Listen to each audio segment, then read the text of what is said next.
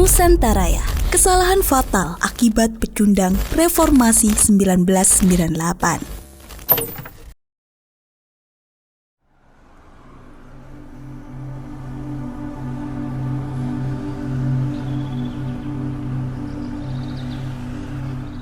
Pagi hari saat libur, Alfredo memutuskan kembali ke Nusantaraya. Hari itu, kabut menggantung lebih pekat dari biasanya di langit Nusantaraya. Alfredo menyusuri lorong-lorong sunyi menuju bekas gudang tua yang pernah ia datangi bersama Viviana. Pelang reot bertuliskan Perpustakaan Rakyat tutup sementara, masih tergantung. Seolah waktu di tempat itu berjalan lebih lambat dari dunia luar. Viviana sudah menunggu di balik pintu. Kali ini tak ada basa-basi. Alfredo datang dengan satu tujuan, memahami sistem hukum Nusantaraya dari akarnya.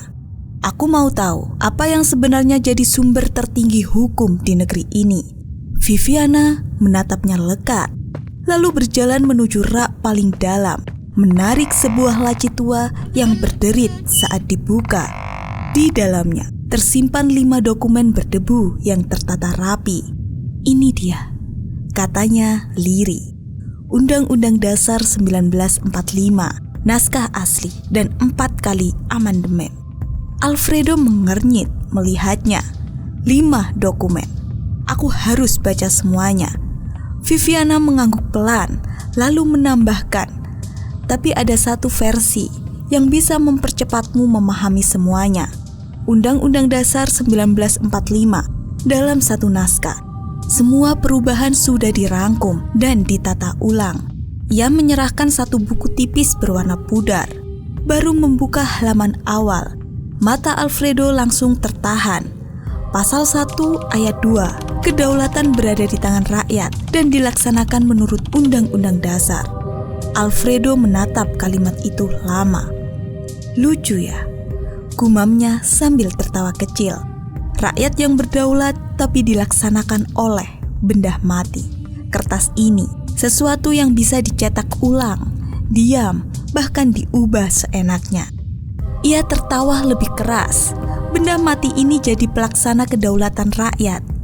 Viviana tidak ikut tertawa. Wajahnya menegang, lalu ia berjalan ke rak belakang, menarik satu bundel kuno, naskah asli Undang-Undang Dasar 1945. Bandingkan, ucapnya pendek. Alfredo membolak-balik naskah itu. Di sana, tertulis dengan bahasa yang lebih langsung. Pasal 1 ayat 2, kedaulatan adalah di tangan rakyat dan dilakukan sepenuhnya oleh Majelis Permusyawaratan Rakyat. Ia terdiam, membaca ulang, lalu berbisik, MPR dihapuskan.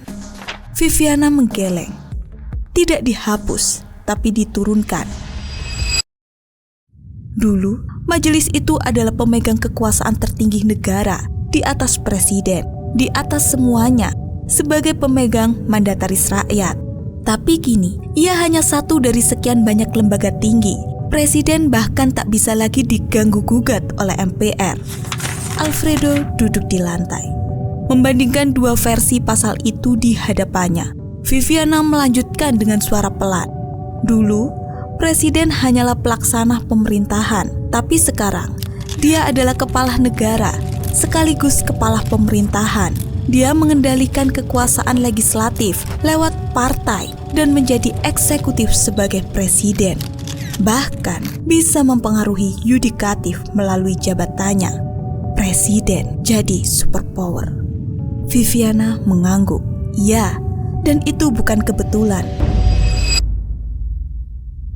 Viviana menatap jauh ke rak kayu yang lapuk. Suaranya kali ini lebih berat. Ada pecundang reformasi, katanya getir. Dia pernah menjadi ketua MPR, dipercaya rakyat untuk memperkuat demokrasi.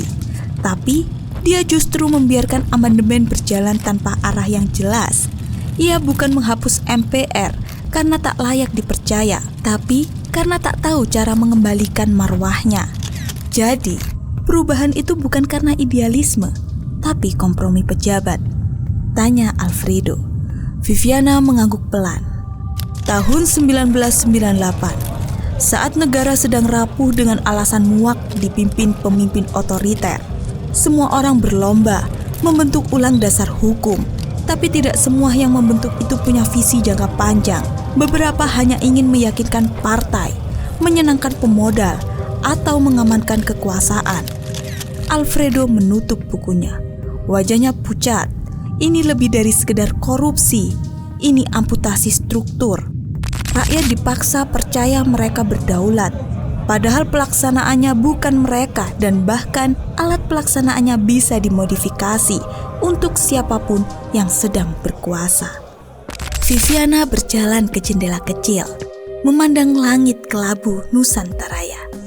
Inilah negeri ini, Alfredo.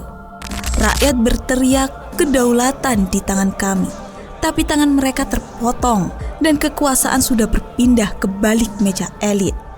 Alfredo berdiri, mengepalkan tangannya. Ia memandang ke dokumen undang-undang dasar yang telah dilucuti jiwanya. Aku harus bicara tentang ini di dunia nyata, di platform yang bisa menjangkau lebih banyak orang. Viviana menatapnya. Ada harapan kembali bersinar di matanya. Kalau begitu, mari mulai dari pasal 1.